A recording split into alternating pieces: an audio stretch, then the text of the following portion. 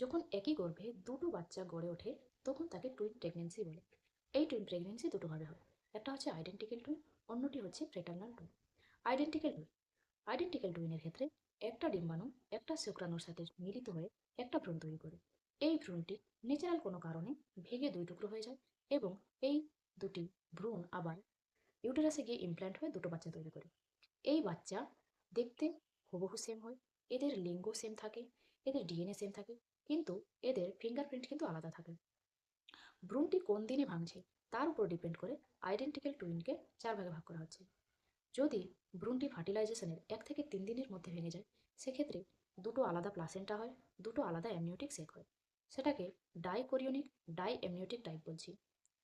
যদি ভ্রূণটি 4 থেকে 8 দিনের মাথাতে ভাঙে, সেক্ষেত্রে কিন্তু একটাই প্লাসেন্টা হয়, কিন্তু দুটো অ্যামনিওটিক সেক থাকছে।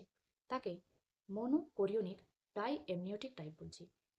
এরপরে যদি ভ্রূণটি 9 থেকে 12 দিনের মাথাতে ভাঙে, সেক্ষেত্রে কিন্তু একটাই প্লাসেন্টা থাকছে এবং একটাই অ্যামনিওটিক সেক থাকছে। সেক্ষেত্রে কিন্তু রিস্কের চান্স খুব বেশি। এরপরে যদি ভ্রূণটা আরও লেট করে ভাঙে, এই ধরুন 13 দিন পেরিয়ে গেছে, তারপরে যদি ভ্রূণটা ভাঙে, সেক্ষেত্রে কিন্তু ইনকমপ্লিট সেপারেশন হয়। সেক্ষেত্রে যে বাচ্চাটা হবে তাদের হয়তো তারা হয়তো চেস্টে যুক্ত থাকছে, বা দুজনের মাথা হয়তো একসাথে যুক্ত থাকছে, বা দুজনের কোমরে হয়তো একসাথে যুক্ত থাকছে। সেই বাচ্চার সার্ভাইভেল কিন্তু খুব কম। অন্য ক্ষেত্রে সেটা হচ্ছে ফ্রেটার্নাল টুইন। ফ্রেটার্নাল টুইন্সের ক্ষেত্রে মায়ের একই মাসে দুটো ওভাম রিলিজ হয়। সেই ওভাম দুটো স্পার্মের সাথে মিলিত হয়ে দুটো এমব্রায়ো তৈরি করে এবং এই দুটো এমব্রায়ো মাতৃগর্ভে যখন ইমপ্ল্যান্ট হয় সেখান থেকে দুটো বাচ্চা হয়। এই দুটো বাচ্চার লিঙ্গ সেম থাকতে পারে বা আলাদাও থাকতে পারে, যেমন একটা ছেলে একটা মেয়ে হতে পারে। এদের ডিএনএ সম্পূর্ণ আলাদা থাকবে, এরা দেখতে কিন্তু সেম হবে না। হুম। এবার আসছি যে টুইন প্রেগনেন্সি কাদের ক্ষেত্রে হওয়ার চান্স বেশি।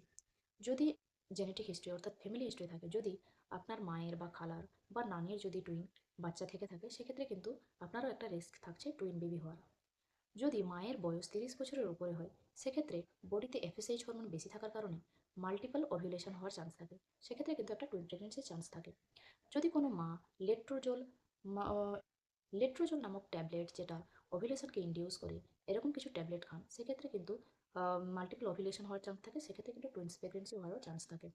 আইভিএফ এর ক্ষেত্রে টুইন প্রেগনেন্সি হওয়ার চান্স থাকে। এবার আসছি টুইন প্রেগনেন্সিতে মায়ের কি কমপ্লিকেশনস হয়। মায়ের এক্ষেত্রে নজিয়া এবং ভমিটিংয়ের হারটা খুব বেশি থাকে। মায়ের ভিতরে অ্যানিমিয়া ডেভেলপ হওয়ার চান্স খুব বেশি থাকে। জেস্টেশনাল ডায়াবেটিস হওয়ার চান্স থাকে। মায়ের ক্ষেত্রে এক্লামসিয়া হওয়ার চান্স থাকে। এগুলো চান্স মায়ের থাকে। মায়ের ওয়েট প্রচণ্ড পরিমাণে বেড়ে যায়।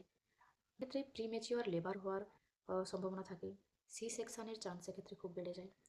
এবার আসছি বেবির ক্ষেত্রে কী কী কমপ্লিকেশন হয়। বেবি এক্ষেত্রে লো বার্থ ওয়েট বেবি হওয়ার চান্স থাকে। এদের ক্ষেত্রে ইন্ট্রাইউটেরাইন গ্রোথ রিটার্ডেশন, অর্থাৎ বেবির ওয়েট কম থাকে। টুইন প্রেগনেন্সিতে কী কী ইনভেস্টিগেশনস লাগবে। এক্ষেত্রে একটা আর্লি ইউএসজি করতে হবে টুইন প্রেগনেন্সি ডিটেক্ট করার জন্য। এরপর ইউএসজিটা এক্ষেত্রে একটু বেশি করতে হবে, যেমন এন্টি স্ক্যান করতে হবে, গ্রোথ স্ক্যান করতে হবে এবং অ্যানোমেলি স্ক্যানটাও ফ্রিকুয়েন্টলি করতে হবে। তার সাথে মায়ের বিপি চেক করে রাখতে হবে, সুগার চেক করতে হবে, মায়ের ইউরিন চেক করতে হবে। মায়ের কেয়ার মায়ের কেয়ার ক্ষেত্রে কী থাকবে, মাকে নিউট্রিশন খুব ভালোভাবে নিতে হবে। মাকে হেভি কোনো কাজ সেভাবে করা যাবে না। মা আয়রন ফলিক অ্যাসিড ক্যালসিয়ামের ট্যাবলেট অ্যাকর্ডিংলি নেবে। অ্যানিমিয়া হচ্ছে কিনা সেই দিকে মাকে ধ্যান রাখতে হবে।